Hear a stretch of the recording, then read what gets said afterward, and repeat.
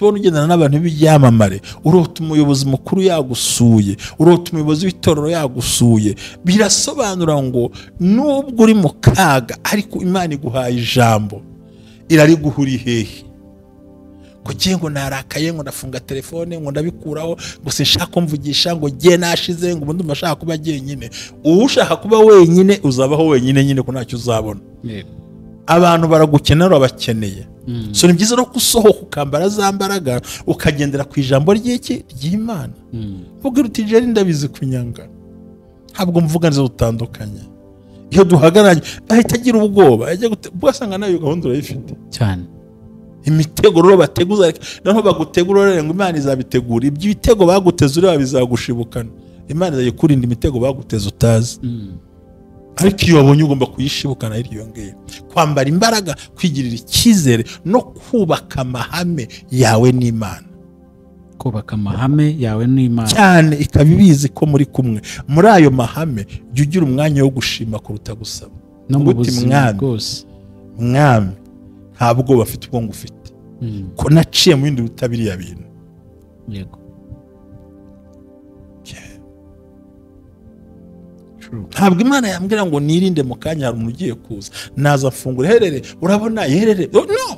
Iki Imana dushakaho nuko tugira ubwenge mu mitekerereze, iduha inzozi kugira ngo tumenye icyo dukwiye gukora. Wasengeye icyifuzo urakibona, ubonye wambutse ikiraro ufashe hakurya, biravuze ngo Imana igukuye ku musozi w'amarira ikujyanye ku cyo wasabye cyane. Ariko afara attention ukangutse umusozi ugeze ushobora ukamukanya ugera hasi cyangwa ukamukanya ugeze hejuru, ariko hagati urananiwe kandi ntiwinanije n'abakunanije. Wemera ko uyu munsi wa Nigeria namenye gusoza bare sintwara iminota. Oya nta kibazo. Wemera ko muri iki gihe abantu benshi batarwana n'ibintu byabo ahubwo barwana n'ibyo abandi babananije ku bintu byabo cyane. Umuzi ko muri iyi minsi abantu twikoreye imizigo y'abantu batwikoreje. Nibyo turwana nabyo. Nibyo batwikoreje. Nibyo batuvuze. Nuko batugambaniye, nuko badufashe. Ntitwikoreye ubukene ngo twikoreye ibizigo abantu bahambiriye no ku isura y'umuntu ngo patu bashyiraho. Wacana tiri kusuriya se none arateze urabona. Noneho ubwo se uzisobanura kuri igisi na yigereka na wa byazakunda na ti na pa na zwa na kibyose izo zose bose ni kuzabona umwanya wo kubabwira se kiva ikigiye kuba ku buzima bwawe. Ahubwo principe tungurana. Umuntu naza gushakaho intonganya asange ntazo ufite. Ntabwo nzagira abanzi banyanga ntabahamagaye munye no kwiremera abandi banzi bashyashya. Oya reka ngumane niyo kipe itoroshye. Iyo tuzahanganira hamwe tuhanganye duti nuko nzi icyo nshaka, hubatse amahame, nuko nzi iyo ndimo njya, nuko nzi ibyo ndimo mvuga kandi ifite inzozi. Amen. Kandi numva ntekereza kuzageraho nifuza. Buri mwaka ugira iminsi nkamenya ngo uyu mwaka nzakora ibi n'ibi. Tugire kwiyemeza no guhagarara twemye. Kandi tumenye ngo ibitavuye mu kiganza cy'Imana ibindi nta muntu wakugirira impuhwe. Iyi si nta mpuhwe igufitiye, bene wanyu nta impuhwe ziri mu biganza byawe, ziri ku Mana ishobora byose. Kora, vunika, shishikara, shakisha ibintu byose abantu bazizana utabahamagaye. Cyane rwose bazizana. Shaka iki cyatuma abantu bagushaka. Gishaka niyo nzira. Kandi icyo kiraboneka. Cyambere bavuga ko nta mukene ugira ubwenge. Ariko siko utawufite buriya. Ngo kandi biravuze ngo umukire avuga ntacyo yihohora. Ntawe ariko umukene avuga yihohora. Ngo kandi bene se umukene baramwanga. Cyane pe. Avuga yihohora mwaramutse ibintu nk'ibyo gufata agasuzuguro. Icyanyuma ngiye gusorezaho ntihakagire umuntu gupfumbatira mu gipfunsi cy'agasuzuguro. Yego. Nizibika zaramaki. Niyo nzu batunze n'abari bafite. Nawe uvugana nitabasha kubeshya. Muri iyo nda yawe yitwa y'umwuka ubitse amasezerano andi masezerano menshi. kandi hari aho Imana izadukorera itatubwiye, hari izakora yatubwiye. Hallelujah, hallelujah, hallelujah, hallelujah. Ubumwe bw'Abera Ministries buyobowe na Reverend Ntababazi Jean Baptiste, aha amavuta akandagira amateka dushingiye ku mvugo y'ijambo ry'Imana rigaragara mu gitabo cyayo ibice 33 umurongo wa 14 kugera ku 16 hasobanura yuko Imana ivugira mu nzozi no mwiyerekwa rya nijoro abantu bashyizweyo. Bityo abaho umugambi wo gusobanura kugira ngo udatesha agaciro inzozi zawe. Inzozi zawe nizo wowe, ntaho uzatandukana n'imvugo y'Imana. Wizitesha agaciro, wizisuzugura, izigambiriye kukugirira nabi zishingiye kuri karande ufite n'Imana ibikubwira, bisenye biveho. Ibishingiye mu kuri nabyo bisenga ukiranuke. Ubumwe bw'Abera Ministries, buri muntu wese mu itorero rye abo wejejwe akore nk'imirimo, ariko duhurire mu gukiranuka no kubaka ahazaza hawe hashingiye ku nzozi zawe n'imitekerereze yawe n'ibikorwa byawe. Uruwa agaciro, uriwe, kandi uriwe n'Imana izubakiraho amateka adasanzwe. Ubumwe bw'Abera Ministries, umuntu arisanzura akamenya yuko Imana iri mu ruhande rwe. Shalom, shalom. Ku bufatanye n'inzego zifite mu nshingano, Ubumwe bw'Abera Ministries bwiyemeje kurandura burundu igwingira ry'abana bafite imyaka 5 kugera ku myaka 12, tubondora, tubagaburira, tubashyitsa ku kigero cyiza. Kwita ku mwana no kwita ku Rwanda rw'ahazaza. Kwita ku mwana no kwita ku maboko azagusimbura. Nawe niba mu kigo kigushishikaje ukumva ukinezerewe, fatanya n'Ubumwe bw'Abera Ministries kubaka u Rwanda rw'ahazaza, turandura burundu igwingira ry'abana mu kagari Ubumwe bw'Abera bukoreramo. Ubumwe bw'Abera Ministries si idini, si itorero, nta nubwo ryenda no kuba ryo, ahubwo no muragira kisanzura agakora igikorwa cy'umugisha agikorera abera bose. Buri muntu wese mu itorero rye abo wejejwe, ariko twita ku bana. Imana ibaha umugisha. Amen. tuje nanone ni Ubumwe bw'Abera Ministries, niho ngo hayi kaza amavuta akandagira amateka ubuzima bugahinduka. Amazina ni Jerry, turakomeje n'ubundi biganiro bitandukanye tubagezaho. Ndi kumwe na Mushumba, ndakwakiriye cyane Mushumba. Urakoze cyane, Imana iguha umugisha kandi Imana ikomeze kubana nawe. Nanjye nshuhuje abantu ku Ubumwe bw'Abera Ministries. Nshimiye umukozi w'Imana wohereje 10,000 yo gufasha abana mu byo kurya, kandi twaratangiye ino sezo no gushyiraho amafoto. Imana ibaha umugisha, bakomeze bakore subscribe, bakomeze bakore ibintu byose. Ndibwira ko turi hafi gusoza cya cyumweru cyacu gihera ku wa kabiri kikagera ku wa mbere, kandi Imana ibaduhera umugisha. Ngira ngo uyu munsi urabizi, uyu munsi tugezeho zitariki yari yonye kubwira buriya agoyize 31 z'ukwezi kwa gatatu, tariki ya mbere hazaba ari kuri kwa kabiri, eshatu ni tariki ebyiri. Imana ibaha umugisha. Rero nagira ngo mbabwire ikintu gikomeye, impamvu nashimye kino cyumweru ngo dutange ubuhamya tuganiriza abantu. Yego. Kugira ngo abantu bakure mu mwuka. Ikibazo uzagira muri challenge, ntabwo abantu bose bumva bino bintu. Hari abapasiteri batumva karande kibaho, abatumva ko imivumo ibaho, abanyamwuka bo ntibabyemera kandi barashize, bararangiye, nta kazi, nta mibereho, nta cyerekezo. Noneho kugira ngo banige bamenye, ahubwo bakitendeka ku bantu bashaka, ku bantu n'ibindi bantu bagiye bavuga. Ariko ikibazo ni kimwe, ni gucecekesha umuntu ntaceceke, wavuze induru ntaceceke, akavuga ikintu umwaka undi, kandi ariko byiza bibaho. Nicyo dukeneye niki, ni ukugira ngo abantu bagire impinduka. Yego, ubundi ni nayo mpamvu turaha. Uribuka bwa mbere nkongorera hari kwa kabiri ngo waruzi n'ibindi. Ni byiza rero ko muri izo mpinduka Imana ibishaka ko tugira imikorere ifite ikosotse muri twe. Aho nifuza kuganiriza abantu ngo niba urose ubona bari ngo bashyingura umuntu wo mu muryango, noneho ntabwo ari urupfu rwawe, cyo twarabivuze. Urose bashyingura umuntu uzi wo muri famiye, cyangwa se urose ujya gushyingura umuntu utazi, cyangwa se urose ugiye gushyingura umwana w'umuntu uzi, cyangwa se barabwiye kanaka yapfuye ariko nta makuru ufite yabyo, ntabyo uzi, ugatabara ubutazi. Imana irakuburiye ngo hari igitero kigiye guturuka mu bantu utazi ariko wahaye umwanya wawe, kukwicira amarangamutima, kukwicira ahazaza. Bene abo nibo barakugushyingira umuntu uzakujya nabi kandi babizi.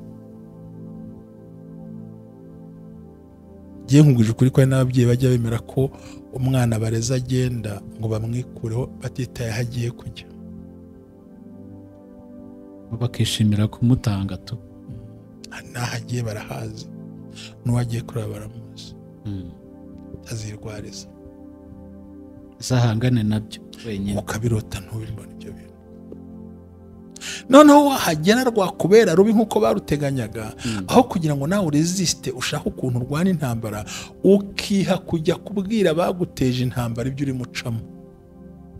ntacyo bari Ni bukumarire. nko kubwira dayimoni ngo wapfa harabaje bagutera. Yego, Burya umuntu yakurwanya akakubura uburyo, agutuma inshuti magara yawe. Aha rero niho uzasanga umuntu rimwe na rimwe bavuga bati awa twababwiye ko adashoboka, tubabwira ko nta kintu yibashirije, tubabwira ko nta bushobozi yifitemo, tubabwira yuko uno muntu ntacyo ashoboye, yarakunanije. Azagute icyo gihe biravuga ngo azaza kubwira udutego tw'uwo muhanganye ugire ngo wabonye inshuti. Si ukuvuga maze wiveyo uvuge n'ibitavugika, abiterure byose agenda bishyingura hariya bikuze ku mutwe kandi bitakagombye. Aha rero bisaba ko tugomba kugira bwa bwenge bwinjira. Warose umuntu aguha inzoga, warose umuntu akunywera itabi imbere, warose umuntu agutuma itabi. Itabi bisobanura amagambo menshi menshi menshi menshi menshi, aryana, mabi. Kandi ayo ngayo azakuvugwa, noneho yo azana n'ikimenyetso simusiga by'uko icyo kuvuga ari ukuri, ariko wowe uzi neza ko nta kuri kugize gute ko birimo. Noneho kubera ko uzi ko nta kuri kurimo, ugiye kujya kugiye kwisobanura ku kinyoma. Icyo wese ikinyoma baracyubatse igihe utazi, bagishakira n'ibimenyetso, bagishakira n'abagabo, ugiye guhangana nacyo. Intwaro ikoraho niyihe papa wanjye? No guceceka, ukituriza.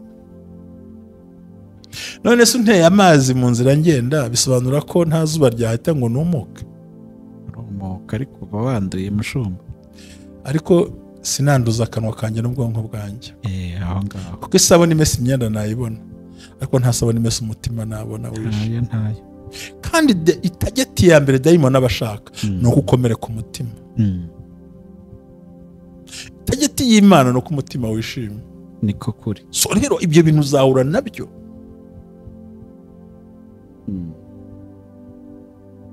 Imana iguhishuriye ko umugabo aguca inyuma, urangije mu nzu twagiye dusobanura, nawe uti nabimenye wanciye inyuma, wagiye aharerere ugatongana. Kumbi uwagusize yagusize akureba, ntazagarurwa n'induru yawe, ntazagarurwa n'uko wavuze. Umugore waguca inyuma ntazagarurwa n'uko wagiye gutongana ngo wifunge isura, ubundi na mbere hose mu mutima rero aguciye inyuma, yari yaragiye cyane utagenda. Ukunda umukunda ibihe byose, kugenda arwanira uburenganzira bwanjye ngo ndabuharanira, ngo iyo mvuze ndarakara ngo sinshaka. Uyu muvandimwe urwanira uburenganzira bwe nuko baburwanira, nuko babuvuga. Nk'ibyo byose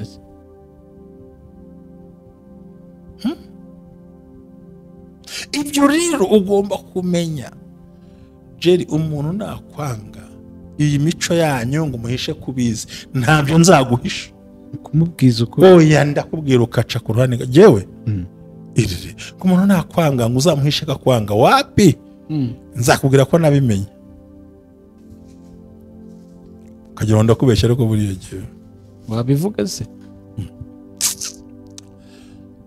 narabohotse gihe umuhisha ko ubizi reka ntabyo nguhisha ntaho mfite mbika ejo ngo uhishe uzanyegera naho mpitane nkubwiza kuri numva twumvikane icyo uje kumushakaho ni ikintu nankunda urashaka iki ugahita abona ko strategy agiye kuvanye ifite izindi. Yego.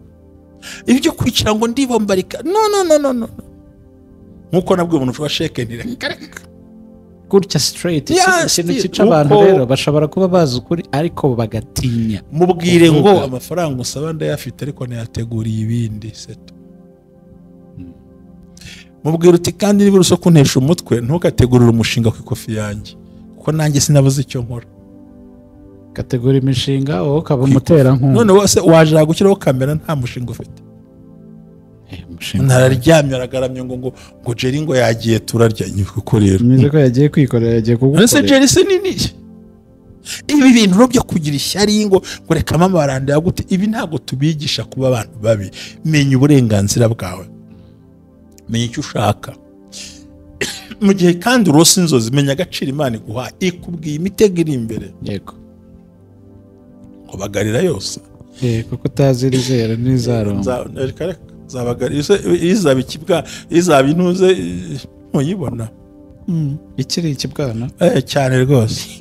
Kandi ukuboko kuzaguha mwiramukanya mwiramukanya, amaso azakugirira impuhwe uyareba mwiramukanya, ibiganza bizakubumbatira. Ahubwo ikibazo ni kimwe, ntabwo abantu baha agaciro inzozi zabo cyane. Kandi ikindi abantu bashaka kwisanisha n'abandi. You will never, umuntu azasa n'undi azasukwe never.